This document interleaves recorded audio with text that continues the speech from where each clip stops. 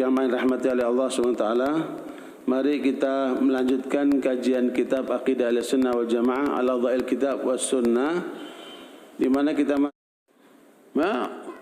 jadi itu tipu daya setan semua itu. Makanya nggak usah nambah-nambah dalam agama. Nabi mengatakan, siapa yang menambah-nambah dalam agama ini yang tidak ada petunjuk dari kami, tertolak, kata Nabi. Saya jadi takfir ini dulu terlibat dalam teroris itu ya bukan bacanya Wahab bin Rustum, dianggap sekon, dianggapnya sebagai ulama khawarij yang ada di sana. Enggak, yang kita baca itu Wahab bin Wahab. Pasca penangkapan 3 terduga kasus terorisme Indonesia, pemerintah secara resmi melalui Badan Nasional Penanggulangan Terorisme Indonesia (BNPT) akhirnya membongkar paham akidah para pelaku yang berkedok sudah. Berikut adalah fakta menarik tentang akidah terduga aksi terorisme Indonesia.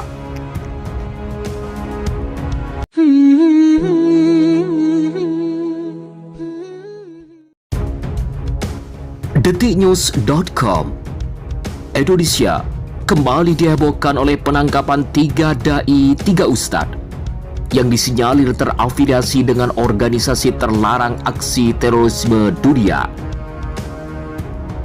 Berdasarkan kabar yang beredar, penangkapan 3 tokoh ini telah lama direncanakan oleh pihak Kepolisian Republik Indonesia, dalam hal ini Densus 88.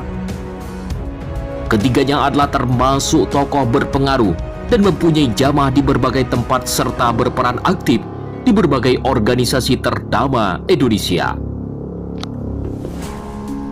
Ketiganya adalah Ustadz Farid Okbah MA, salah satu pendiri Majelis Intelektual dan Ulama Muda Indonesia (MIUMI), Ketua Dewan Pengurus Yayasan Al-Islam, Ketua Majelis Syuro Dewan Dakwah Islamiyah Indonesia, Majelis Syuro Partai Masyumi Ribon, beserta jabatan strategis di organisasi yang lain. Zainal Adung Al-Hamad dan salah satu pengurus Majelis Ulama Indonesia, yakni Ustadz Ahmad Zain Ad-Najah.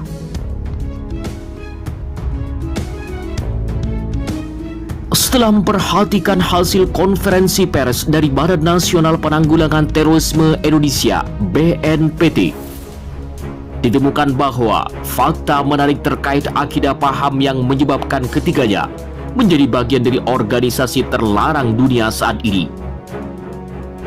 Berikut adalah rilis resminya. Madadopost.id. Ahmad Farid Okbah dan Ahmad Zain Ad-Najah yang ditangkap Detasmen Khusus Densus 88 Anti Teror Polri ternyata berideologi Wahabi takfiri. Hal ini berdasarkan penelusuran Badan Nasional Penanggulangan Terorisme (BNPT).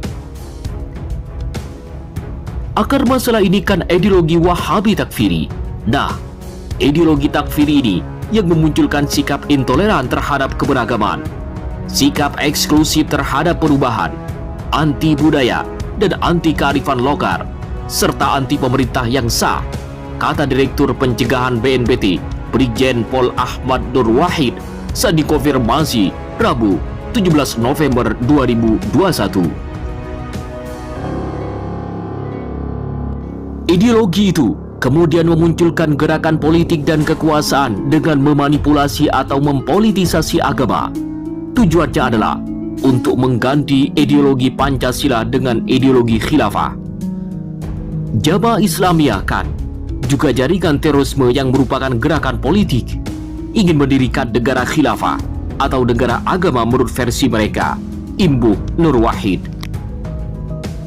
Menurut Nur Wahid, penyusupan ideologi itu bisa terjadi di mana-mana, mulai dari lembaga, kementerian, hingga instansi tertentu. Termasuk HTI yang dibubarkan sudah menyebar kemana-mana. Nah, itu kan dia kalau sudah bergabung dengan jaringan teror, unsur tindak pidana terornya terpenuhi. Dilakukan penangkapan, pungkas Nur Wahid. Sebelumnya, Densus 88 Anti Teror Polri telah menangkap 3 terduga teroris pada Selasa 16/11/2021. Mereka yakni anggota Komisi Fatwa Majelis Ulama Indonesia MUI, Ahmad Zain An-Najah, Ustadz Anung Al-Hamad, dan Ketua Umum Partai Dakwah Indonesia PDRI Ustadz Ahmad Farid Okbah. Kabag Penum Divisi Humas Polri Kombes Pol Ahmad Ramadan mengatakan, ketiganya diduga terlibat dengan kelompok teroris Jamaah Islamiyah JI, seperti Ahmad Zain diduga sebagai salah satu orang penting di tubuh JI. Ahmad Zain keterlibatan Dewan Syuro JI dan Ketua Dewan Syuro LAS BM Abdurrahman bin Auf, kata Ramadan dalam keterangan tertulis. Kemudian Anung adalah anggota pengawas Perisai Nusantara SA tahun 2017. Dia juga pengurus atau pengawas kelompok JI. Sedangkan Farid Okbah berperan sebagai tim sepuh atau Dewan Syuro JI dan anggota Dewan Syariah LAS BM Abdurrahman bin Auf.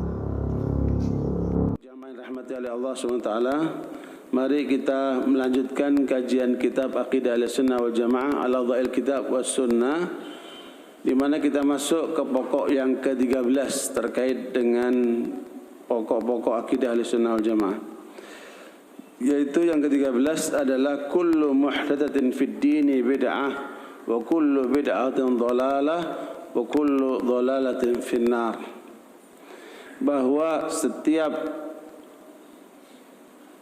ada tambahan dalam agama itu masuk kategori bid'ah, dan setiap yang bid'ah itu adalah sesat, dan yang sesat itu di neraka.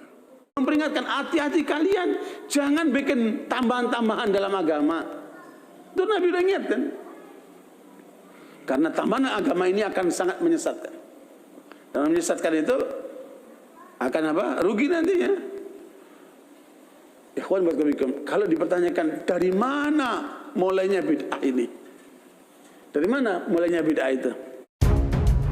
Terkait kebenaran kabar ini, salah satu tokoh agama yang pernah menjadi bagian dari organisasi terlarang ini, Ustadz Sufyan Tsauri, membenarkan bahwa semua aksi teror yang ada di dunia bermuara dari paham Muhammad bin Abdul Wahab atau organisasi atau aliran atau kelompok Wahabi Salafi. Berikut adalah penjelasan resminya dari Ustadz Sufyan Tsauri. Kafir ini dulu terlibat dalam teroris itu ya bukan bacanya Wahab bin Rustum, dianggap dianggapnya sebagai ulama Khawarij yang ada. Enggak, yang kita baca itu Wahab bin Abdul Wahab. Saya jadi takfir ini dulu terlibat dalam teroris itu ya bukan bacanya Wahab bin Rustum, dianggapnya sebagai ulama Khawarij yang ada. Enggak, yang kita baca itu Wahab bin Abdul Wahab. Kita jadi takfir 10 pembatal keislaman itu. Kayak Nawaqidul Iman, Nawaqidul Islam. Contohnya misalnya begini, dalam Nawaqidul Iman, pembatal-pembatal keimanan, dia anggap katanya bahwa demikian juga keislaman kita juga bisa batal, sebagaimana batalnya wudhu kita. Gitu. Misalnya di Nawaqidul Iman, pembatal keislaman yang ke-8, yaitu menghalalkan apa yang diharamkan oleh Allah atau mengharamkan apa yang dihalalkan oleh Allah. Nah, masalah misalnya rokok, mereka punya keyakinan rokok itu adalah haram. Nah, kalau ada ikhwan kita yang masih merokok, itu kejadian di dalam penjara nih. Akhi, antum bisa berhenti merokok nggak? Loh, Anda belum bisa ninggalin akhi. Ini yang terakhir kalinya Anda peringatkan, ini sudah 2 kali. Kalau antum tidak mau berhenti merokok, berarti antum sama juga menghalalkan apa yang diharamkan oleh Allah. Kalau antum masih merokok juga, berarti sama juga antum menghalalkan apa yang diharamkan oleh Allah. Kata Muhammad bin Abdul Wahab dalam Nawaqidul Imannya, menghalalkan apa yang diharamkan oleh Allah itu membatalkan keimanan dan keislaman antum. Karena bukan masalah rokok saja mereka dikafirkan, tapi juga misalnya masalah apakah antum mengkafirkan polisi, tentara. Itu pakai kaidah-kaidah seperti itu yang sebenarnya sudah distorsi. Berarti antum sama juga tidak mau mengkafirkan. Dengan diantara pembatal keimanan adalah tidak mengkafirkan apa yang dikafirkan Allah dan Rasulnya. Maksudnya hasil kajian bahwa polisi, tentara itu kafir.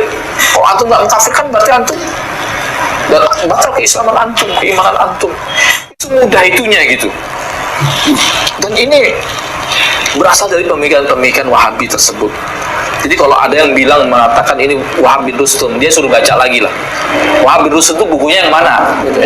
Kami ini jadi takfir itu, jadi teroris itu karena baca tentang Nawakidul Iman, Nawakidul Islam, baca tentang Sabilun Najah wal Fikar, fi Muwati Ahlil Atraf, kemudian baca tentang buku-buku seperti Risalah Makna Togut, dan sebagainya, dan sarah-sarahnya dan sebagainya, yang akhirnya kita pembahasan tentang uzur bir jahil, tentang kafir muayyan, akhirnya kita jadi ekstrim. Karena itu jalan satu-satunya bagaimana orang Islam bisa jatuh pada kekafiran, ya bahasnya buku-buku seperti dan itu masih dipelajari ya, apalagi di sekolah-sekolah